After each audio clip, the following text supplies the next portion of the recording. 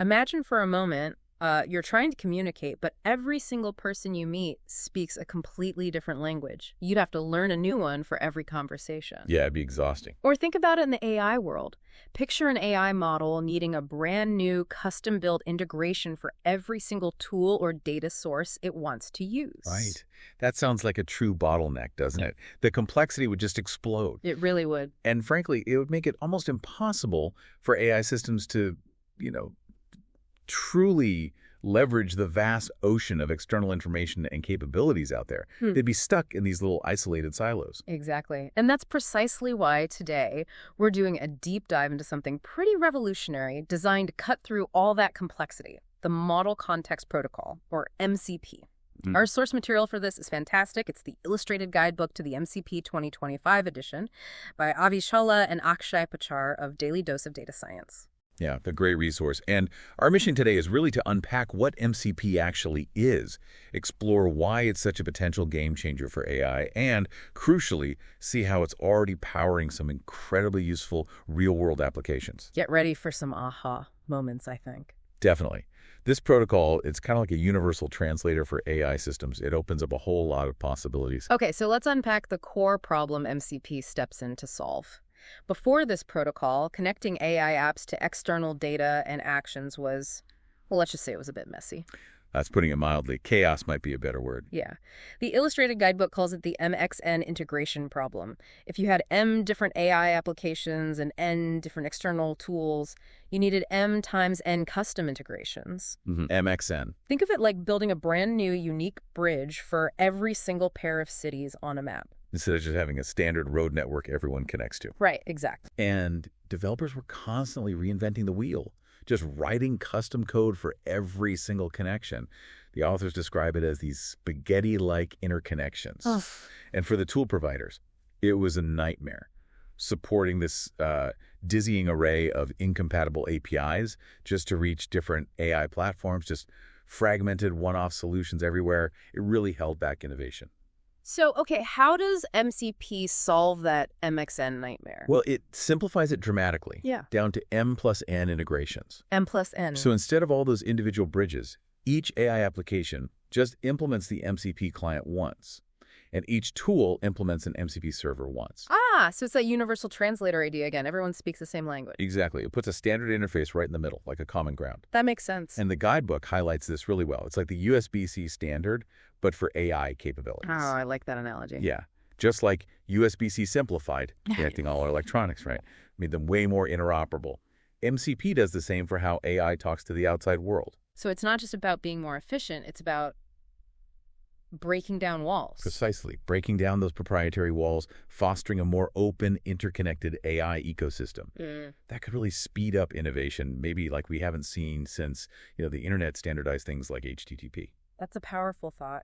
And it's interesting how this architecture isn't just some generic client-server thing, but it's specifically tailored for AI interactions. What are those unique AI considerations? Right, good question. So at its core, it is a client-server architecture, but the roles are very specific for conversational AI. First, you've got the host. The host, okay. That's the user-facing AI application you actually talk to, like OpenAI's ChatGPT or Anthropic's Claude desktop app, or maybe an AI-enhanced code editor like Cursor. So the interface I'm typing into. Exactly. Captures your input, manages the chat history, shows the AI's replies. It's the front end of your AI experience. Got it. So that's where we live. And then inside the host, there's the client. How does that fit in? The client is crucial. It's inside the host. Think of it as the adapter or the messenger. Okay. So the host figures out what needs doing based on your query, right? Yeah. But the client knows how to speak the MCP language to translate those instructions and talk to the external MCP server. It handles the low-level communication stuff. Right, the technical translation layer. And then the final piece, the external part, the server, that's where the actual capabilities are. Exactly right. The server is the external program or service that actually provides the capabilities, the tools, the data, maybe even predefined prompts. So it wraps up some existing function? Yeah, essentially, it wraps functionality and exposes a standardized set of actions or resources that any MCP client can call. And the guidebook emphasizes these servers can run locally, right on your machine for privacy, or remotely in the cloud.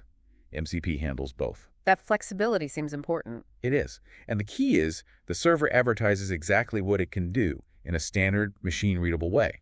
So the client can discover and understand its capabilities without needing any custom code beforehand. Okay, so the architecture is host, client, server, who the players are. Now let's talk about what they can actually do in the standard language. The Illustrated Guidebook breaks this down into 3 core types: tools, resources, and prompts. And what's insightful here, I think, is how MCP doesn't just let AI talk, but lets it act deliberately. It differentiates between, dynamic actions, passive info lookup, and guided conversations. Let's start with tools. Right. Tools are the action takers. They're executable actions or functions the AI models can invoke. Convoke meaning call upon. Yeah, call upon, trigger. And they often involve what we call side effects, meaning they interact with the outside world, making API calls, doing calculations beyond the AI's own knowledge, maybe even controlling physical things eventually. And the AI model itself decides when to use a tool. Usually, yes. The model determines, okay, to answer this user, I need this specific function. And the guidebook gives that get weather example. Yeah, simple but clear. The AI figures out it needs the weather, calls the get weather tool with, say, San Francisco. The server runs it, gets the info, and sends back structured data temperature, conditions for the AI to use in its response. And crucially, the authors note, MCP setups often need user permission for tool calls. You click Allow. Absolutely critical. You have to have that. Imagine models just deleting files or making purchases without asking. Yeah, that would be bad. Very bad. What are the challenges in getting that permission system right? Making it smooth but safe. That's the balancing act. Secure and user-friendly, transparency without driving the user crazy with pop-ups. It's about building trust. And yeah, tools are a bit like functions and classic function calling, but way more dynamic, standardized, and auditable here. Okay, then we have resources. What's their role? Resources are the knowledge keepers. They provide read-only data to the AI. Think of them as data sources the AI can query. So retrieval, not action. Exactly. Retrieval, not modification or heavy computation. The example used is like you ask, use the company handbook to answer my question. Right.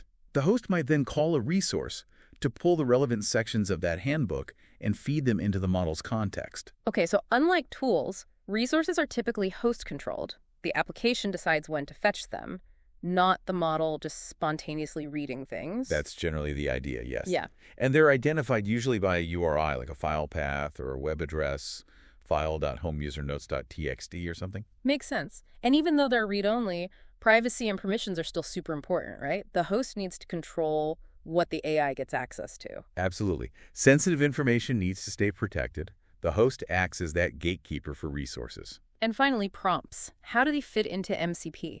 So prompts in MCP are predefined prompt templates, or even entire conversation flows that an MCP server can supply. Okay, why would you do that? Well, their main purpose is for recurring patterns or structured workflows. Instead of hard-coding specific instructions like, you are a helpful assistant who, right into the application, the server provides them dynamically when needed. The guidebook mentions a code reviewer example. Yeah, that's a good one. A prompt could set the system role. You are a meticulous code reviewer focusing on security vulnerabilities. Then the user's code gets inserted into that template for analysis. And who triggers these? These are usually user-controlled or developer-controlled. You might pick a code review template from a drop-down in the UI, for instance. Ah, okay.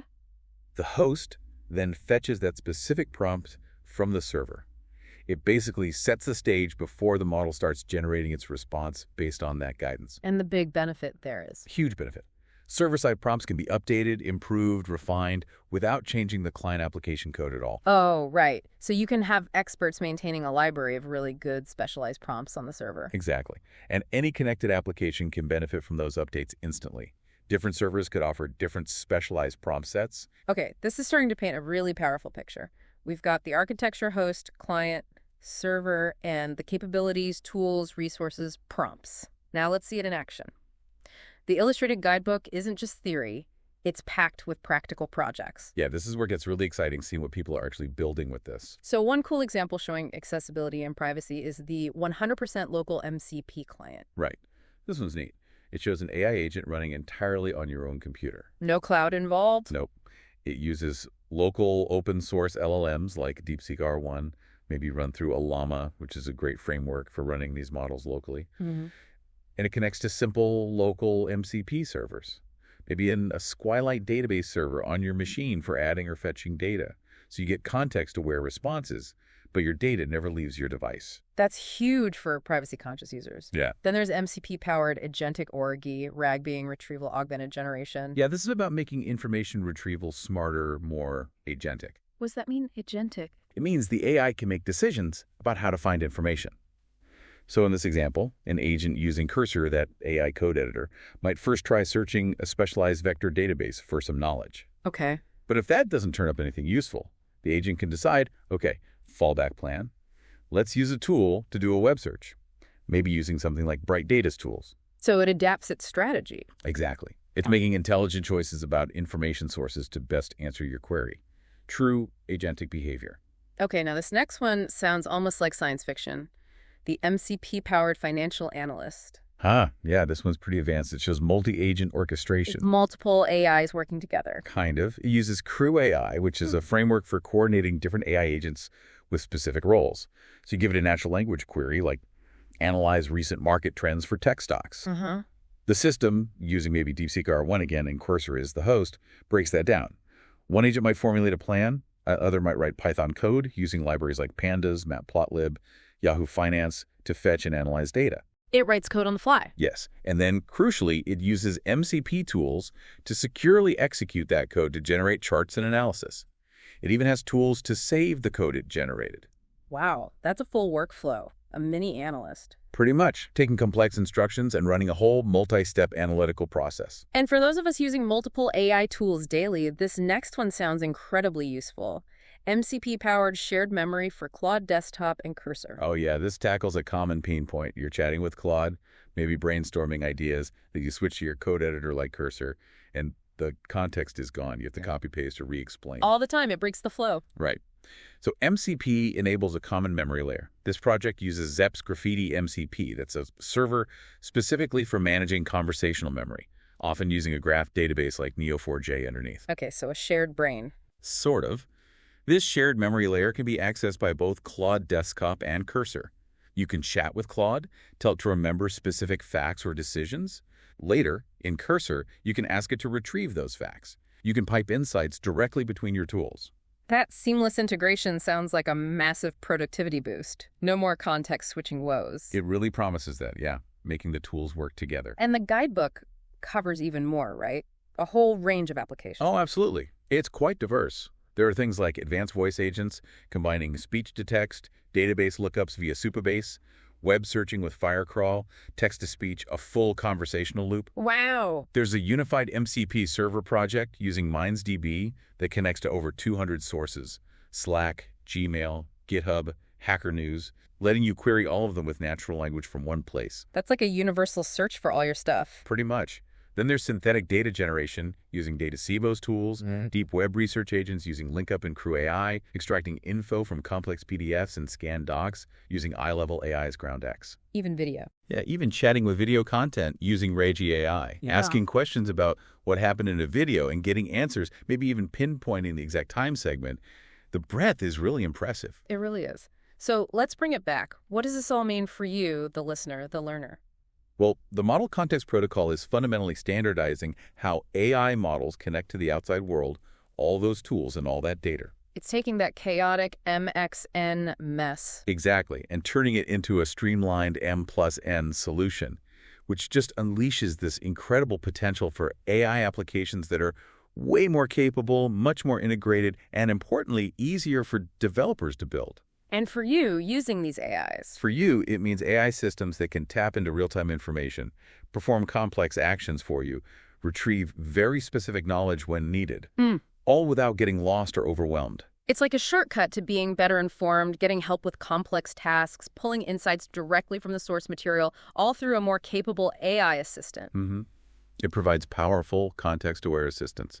So this really raises a big question, doesn't it? As AI models get seamlessly connected to this ever-growing universe of tools and data through protocols like MCP, what happens next? Right. What new boundaries get redefined, both for what AI can do and how we interact with it? What kind of AI companions or collaborators might emerge when knowledge and action become so effortlessly intertwined like this. That's the provocative thought, isn't it? We're building the infrastructure for much more deeply integrated AI. What will we build on top of it? It's going to be fascinating to watch.